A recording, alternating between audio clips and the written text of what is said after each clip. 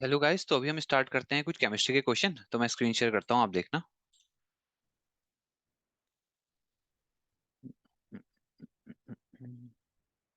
Annotate हो गया on. ठीक है गाइस, यहाँ से स्टार्ट करते हैं। पहला क्वेश्चन हमको दिया हुआ है, which of the following is used as a lubricant. तो लुब्रिकेंट तो आपको पता ही होगा गाइस क्या रहता है। यानी कि ऐसी कोई चीज जिसकी थोड़ी स्टिकिंग प्रॉपर्टी हो, है ना। उस तरीके जैसे ग्लू होता है, हम उसको भी एक लुब्रिकेंट मानते हैं। तो ये यहाँ पे पूछा गया है, पर ऑप्शंस में क्या है, क्रायोलाइट है, ग्रेफाइट है, क्यूपराइट है, हेमेटाइट है। तो गाइस इंपॉर्टेंट क्वेश्चन है, क्यों? क्योंकि यहाँ पे हमको पता होना चाहिए इनमें से कौन सा मटेरियल ऐसे यूज हो सकता है। और अगर आपने क्वेश्चन पहले ही देखा तो थोड़ा सा आपके लिए सरप्राइजिंग भी होगा कि हम पे होता कौन है ऐसा। ग्रेफाइट। ग्रेफाइट के बारे में आपको ऑलरेडी पता होगा, ये क्या है, एक तरीके का एलोट्रोप भी है। किसका? कार्बन का। जैसे कि डायमंड है उसी तरीके से एक एलोट्रोप है। अब अच्छी बात गाइस क्या है कि देखो, कोई भी चीज ग्लू कब बन सकती है, जब उसके अंदर ये प्रॉपर्टी हो कि कि उसके बीच की जो लेयर्स है ना, जो बॉन्डिंग्स है, वो पहले वीक हो और धीरे धीरे वो स्ट्रांग हो पाए। तो इसी तरीके से पहले वो एक तरीके से आप उसे यूज कर सकते हो ग्लू की तरह, पर धीरे धीरे क्या करता है, दो सॉलिड को चिपका सकता है। इसलिए इसमें इसको हम लुब्रिकेंट की तरह यूज कर सकते हैं। यही था इस क्वेश्चन में, तो ज्यादा कुछ नहीं था, सिंपली एवरीडे साइंस टाइप का क्वेश्चन आप इसे कह सकते हो सब्जेक्ट से। उसके बाद गाइज यहाँ क्वेश्चन है कि लाफिंग गैस क्या है। तो गाइज ये आई थिंक आपको जनरली 100% आपको पता ही होगा, क्योंकि क्वेश्चन कहीं ना कहीं हर बार आ ही जाता है। बट स्टिल अगर 1% के लिए हमें नहीं पता, तो लाफिंग गैस क्या होती है हम पे, इनमें से nitrous oxide, carbon monoxide, sulphur dioxide या हाइड्रोजन पर ऑक्साइड। तो ये होती है हम पे नाइट्रस ऑक्साइड, और फॉर्मूला क्या होता है हमारे पास, N2O। और जहां तक गाइज यहाँ पे ये वाली बात आती है कि लाफिंग गैस क्या बेसिकली कैसे वर्क करती है ना, क्या हमको इसमें हंसी आ रही होती है क्या। बेसिकली मेन फैक्ट तो गाइज ये है कि ये चीजें हमें क्या करती है, स्ट्रेस हमारा, स्ट्रेस जो है या माइंड में कोई भी कंफ्यूजन है वो सब कुछ रिलीव कर देती है। जैसे कि अगर बात हम किसकी करें, मॉर्फिन की करें, या जो ड्रग्स होते हैं, इन सब का काम क्या होता है कि बेसिकली आपके सेंट्रल नर्वस सिस्टम, जो नर्वस सिस्टम है, उसमें जा करके उसका जो कनेक्शन है उनको थोड़ा सा वीक कर देना, जिससे कि हमारी बॉडी को जितने भी प्रॉब्लम्स हैं, जितना पेन है गाइस, इवन ये तो पेन भी खत्म कर देती है ना। और आपने देखा होगा कि अगर हम मॉर्फिन की बात करें, तो ये तो जब कोई मेजर ऑपरेशन होता है उस टाइम पे मॉर्फिन के इंजेक्शन लगाए जाते हैं, ड्रग्स दिए जाते हैं, कि बॉडी को पता भी नहीं चलता कि वो किस स्टेट में है। तो वही है, जैसे हम अपनी बॉडी की स्टेट को चेंज करेंगे तो हमारे स्ट्रेस रिलीव होंगे, और वो लाफिंग की तरह भी आप उसे ले सकते हो, क्योंकि जो है हैप्पी हॉर्मोन्स रिलीज होंगे ना बॉडी में, इस तरीके से। कार्बन मोनोऑक्साइड क्या होता है, फॉर्मुला वाइज देखें तो हम CO हो गया, सल्फर डाइऑक्साइड हो गया हम पे SO2, और हाइड्रोजन पर ऑक्साइड क्या होता है हम पे H2O2। मूव करते हैं नेक्स्ट क्वेश्चन पे। यहाँ पे बोला हुआ है कि विच of the following is used for manufacturing safety matches. तो मैच बॉक्स के बारे में है गाइस, जैसे हम बनाते हैं वो, इवन ये कवरिंग पे भी लगा होता है, ये जो डॉट डॉट का कवरिंग होती है मैच बॉक्स की, और इवन जो मैच स्टिक है, तो यहाँ पे जो यूज हो रहा है, तो ये क्या होता है, red phosphorus, di phosphorus, black क्या, स्कारलेट फास्फोरस। तो गाइस ऑप्शन ए करेक्ट होगा, रेड फास्फोरस। तो ये किया जाता है यूज, ये इसलिए भी किया जाता है कि क्या होता है जब यहाँ पे हम ना, अच्छा इसके साथ साथ और भी चीजें होती हैं, हाँ बाइंडिंग एजेंट्स भी होते हैं, सिर्फ रेड फास्फोरस नहीं होता, उसको बनाने में बाइंडिंग एजेंट्स हैं। प्लस वहां पे ग्लास भी यूज होता है, ग्लास के पीसीस भी यूज होते हैं ना। तो क्या होता है कि जब हम उसमें ऐसे स्टिक चलाते हैं तो कुछ फ्रिक्शन होता है, फ्रिक्शन की वजह से क्या होता है कि जो रेड फास्फोरस होता है वो हल्का सा अपनी स्टेट चेंज कर रहा होता है व्हाइट फास्फोरस में, और वाइल्ड ये जब चेंज हो रहा होता है, तो अच्छी बात ये होती है कि रेड फास्फोरस का जो इग्निशन टेम्परेचर है, वो है काफी लो। तो इग्निशन टेम्परेचर क्या टेम्परेचर होता है, एक ऐसा टेम्परेचर जो रिक्वायर्ड होता है किसी भी चीज को जलने के लिए, है ना, इग्नाइट होने के लिए। तो ये है इग्नाइट, एक सॉन्ग भी है गाइस, आप देखना, अच्छा सॉन्ग है काफी, है ना, इग्नाइट करके। तो ये है, तो इग्निशन टेम्परेचर कम होता है उसका रेड फास्फोरस का, यही है यहाँ पे, तो मेन P4 करके हो गया फॉर्मूला। अब यहाँ पे हम पे क्वेश्चन है कि raw mango shrivel when pickled in brine, तो फिनोमेना इज एसोसिएटेड विद। तो पहले आपको क्वेश्चन समझ आना चाहिए कि यहाँ क्या बोला हुआ है। यहाँ बोला हुआ है कि जो रॉ मैंगोज होते हैं, सिंपली जो मैंगो है अगर हम उसको लेते हैं तो वो श्रिवल कर जाते हैं। श्रिवल वर्ड का मतलब क्या हो गया, एक तरीके से आप सिकुड़ना समझ सकते हो, है ना, ऐसे जो पिचक जाना होता है वो श्रिवल्ड हो गया। और पिकल्ड, पिकल्ड तो आप समझ ही गए गाइस, बेसिकली हम बात किसकी चल रही है यहाँ पे, अचार बनाने वाले प्रोसेस की चल रही है। तो हो क्या रहा है, जब होता है हम ग्रीन कलर के मैंगो लेते हैं, हम उनको वो फ्रेश होते हैं बिल्कुल, है ना, उनका पल्प आप देखोगे बिल्कुल स्ट्रांग होता है व्हाइट कलर का, बट जैसे ही आप उसको ऐसे ब्राइन क्या हो गया गाइस सबसे पहले, तो ब्राइन सॉल्यूशन क्या होता है, बेसिकली कुछ नहीं गाइस, हमने सॉल्ट और प्लस वाटर को मिला दिया, जहाँ पे सॉल्ट की क्वांटिटी काफी ज्यादा रख दो तो आपका क्या बन जाता है, ब्राइन बन जाता है, उस सॉल्यूशन को हम बोलते हैं। सॉल्ट क्या हो गया, simply NaCl, common salt, sodium chloride, ये हो गया। अब गाइज यहाँ पे बात आ रही है, ऑप्शन है ऑस्मोसिस, रिवर्स ऑस्मोसिस, या डिक्रीजिंग सरफेस टेंशन है, या ये है। तो गाइज देखो, पहली बात तो ये दोनों ऑप्शन तो है ही नहीं, सरफेस टेंशन का यहाँ कोई रोल नहीं है, सारा जो चीज है वो ऑस्मोसिस और रिवर्स ऑस्मोसिस के बीच में है। अब आपको गाइस पहले ही समझना पड़ेगा ऑस्मोसिस क्या होता है। तो ऑस्मोसिस क्या होता है, बेसिकली आप ये कह सकते हो कि जो वो है वाटर है, अगर हम उसको सिंपली वाटर का केस लेके चले तो वाटर का हाई कंसंट्रेशन से लो कंसंट्रेशन की तरफ मूवमेंट हो जाना ही ऑस्मोसिस है through a semi permeable membrane.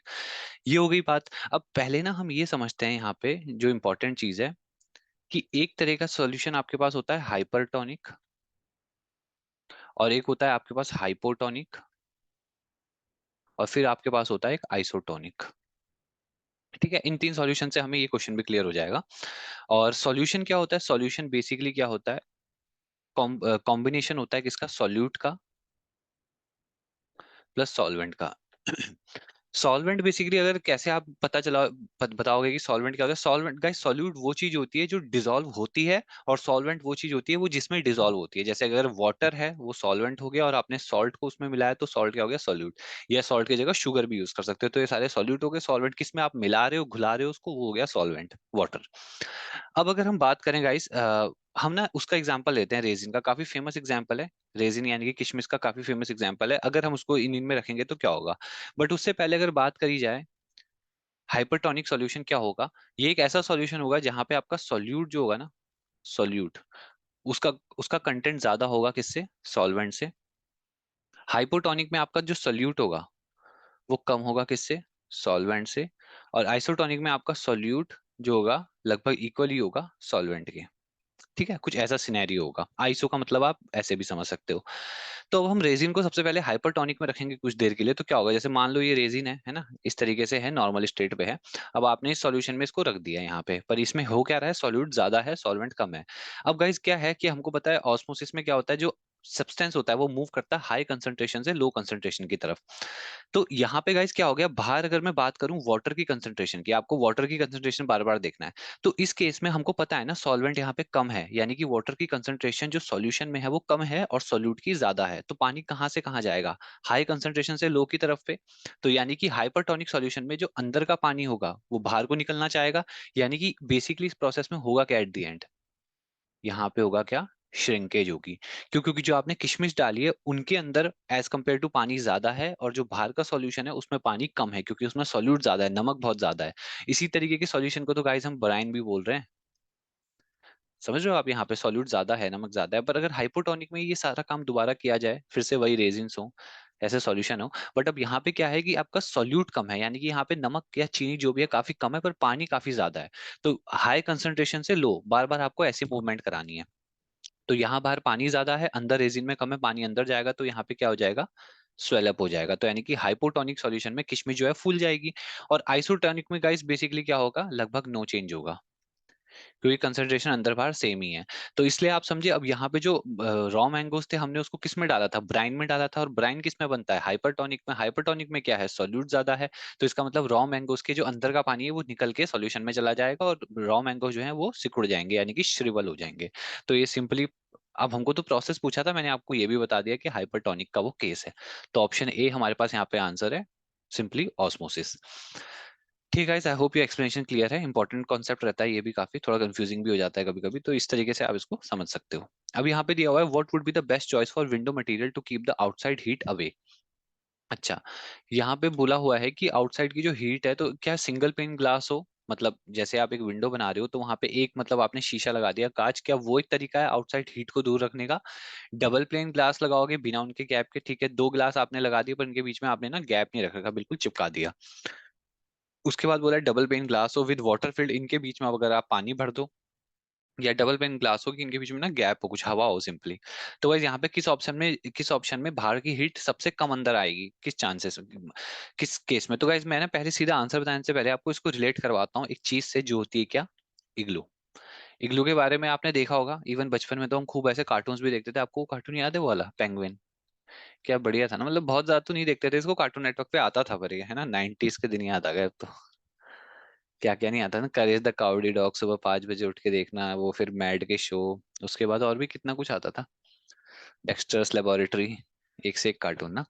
तो वही अगर हम पेंगुइन की बात करें, उसमें क्या होता था? इग्लू होता था। तो जैसे ये इग्लू होता था ना, ऐसे करके थोड़ा सा बनता था, फिर ये ऐसा कुछ बड़ा सा होता था, है ना?